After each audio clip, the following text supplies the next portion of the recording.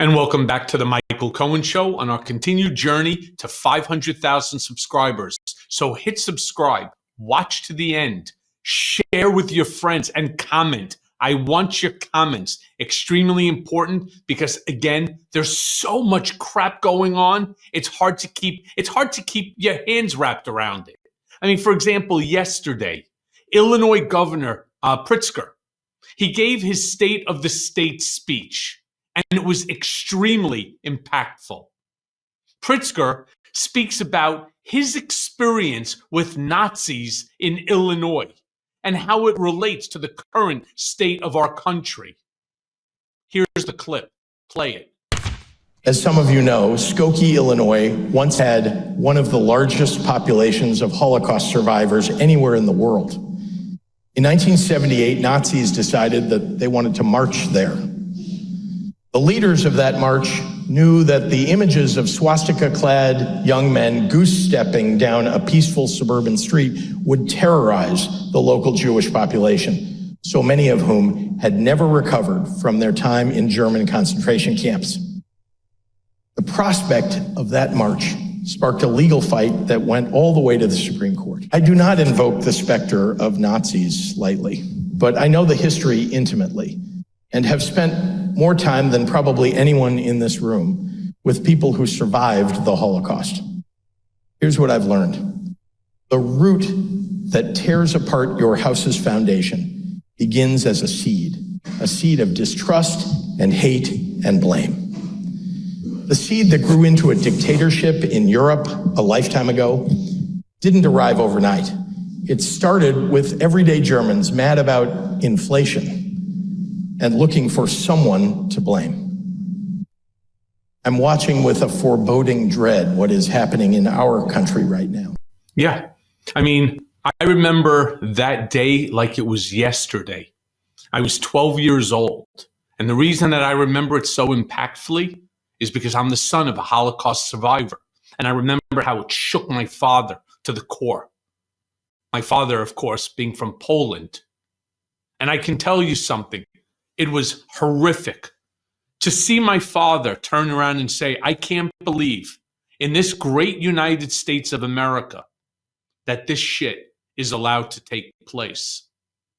The symbol of hatred, the symbol of just absolute grotesque hatred, marching down a street, specific area because of its high population of Holocaust survivors. Good for J.B. Pritzker. He then goes on to talk about how we, the American people, must learn from history. It's something that we all suck at, history. I mean, go into Europe, for example. You could talk to young kids. They tell you their history going back 500-600 years. Here, you can't even ask anybody, hey, who's the third president of the United States? They can't tell you. We don't study history enough. We haven't learned from history. But what J.B. Pritzker is talking about, if we do understand this terrible time in the world's history, you know what you need to do? You need to speak up for people.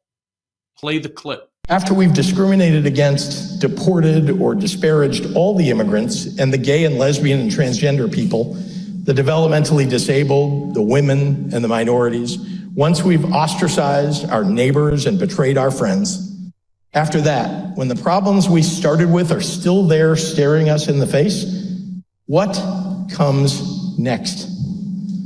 All the atrocities of human history lurk in the answer to that question. And if we don't want to repeat history, then for God's sake, in this moment, we'd better be strong enough to learn from it. It deserves an applause. In fact, I would like to give him a round of applause right here on the Michael Cohen Show. Very impactful. Very.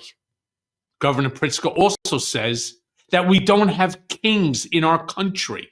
It's another issue that we're dealing with right now. Play the clip. My oath is to the Constitution of our state and of our country. We don't have kings in America, and I don't intend to bend the knee to one. Here's the problem.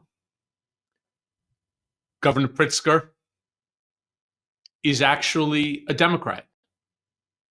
And while, yes, maybe he's not bending the knee, problem, the Senate and the House of Representatives are. They are absolutely controlled by Donald Trump. They are petrified.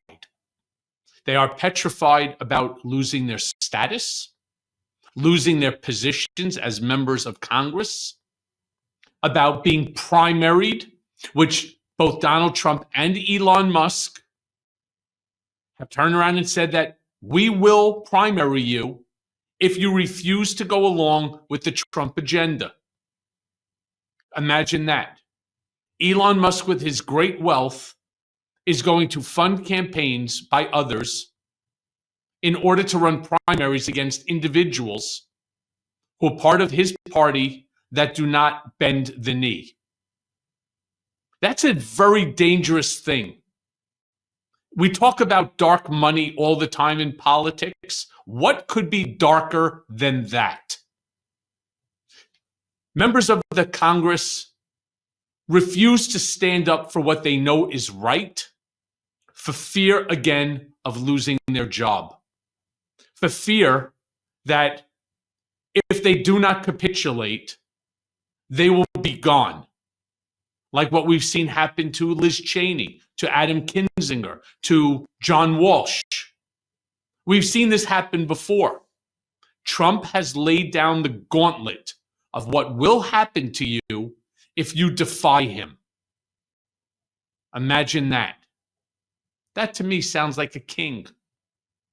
Now, lastly, Governor Pritzker warned about how fast Nazism took over Germany and how we must stand up because democracy requires courage. Play the clip. If you think I'm overreacting and sounding the alarm too soon, consider this. It took the Nazis 1 month, 3 weeks, 2 days, 8 hours, and 40 minutes to dismantle a constitutional republic. And all I'm saying is that when the 5-alarm fire starts to burn, every good person better be ready to man a post with a bucket of water if you want to stop it from raging out of control. Those Illinois Nazis did end up holding their march in 1978, just not in Skokie. After all the blowback from the case, they decided to march in Chicago instead. Only 20 of them showed up, but 2,000 people came to counter-protest. The Chicago Tribune reported that day that the rally sputtered to an unspectacular end after 10 minutes. It was Illinoisans who smothered those embers before they could burn into a flame. Tyranny requires your fear and your silence and your compliance. Democracy requires your courage. So gather your justice and humanity, Illinois, and do not let the tragic spirit of despair overcome us when our country needs us the most. Thank you. And the country does need us all, not just me, not a handful of people. It needs each and every one of us to be willing to sacrifice what we can. I sacrifice my freedom, my law license, my honor, my family's happiness, my finances, because I refused to bend the knee, because I spoke truth to power. Now, I didn't willingly step up and say, hey, Michael Cohen's here. I want to speak. I want to talk about this. I want to give you information. I was subpoenaed, but I knew exactly what those subpoenas were going to cause me. And what was the eventual outcome? Incarceration. Not once, but twice, including an unconstitutional remand back to prison because I refused to waive my First Amendment constitutional right and not publish a book. My first book, Disloyal, #1 New York Times bestseller, that I refused to not publish a book because the book was deemed critical of Trump by Trump.